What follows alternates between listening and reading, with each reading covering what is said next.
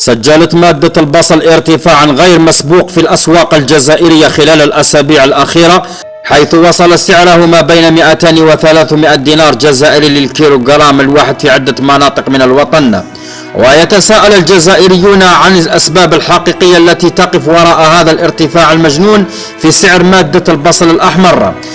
هل هي المضاربة أم أن هناك أيادي تتلاعب بقوت الجزائريين؟ وحصدت أسعار البصل تفاعلا واسعا على مواقع التواصل الاجتماعي، واختلفت التبريرات المقدمة من طرف أصحاب الاختصاص، حيث أن السبب الأول لحدوث هذه الأزمة هو عزوف الفلاحين وأصحاب غرف التبريد عن تخزين هذا المنتوج خوفا من قانون المضاربة، فقاموا بعرض كل المنتوج في السوق في فصل الصيف، مما أدى إلى تلف كميات هائلة من البصل، والتي كان من المفروض تخزينها في تسويقها على فترات متفرقة من السنة، وخاصة الفترات التي تشهد نقص في الإنتاج.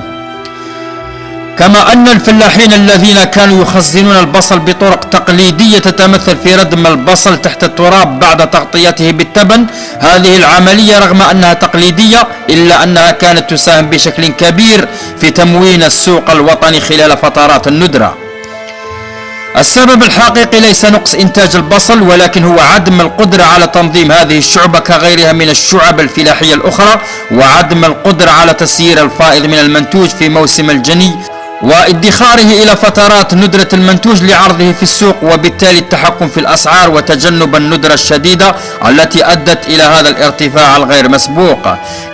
للتذكير، تقنيا زراعة البصل والثوم تعتبر من أسهل الزراعات والأقل تكلفة مقارنة بالمحاصيل الزراعية الأخرى.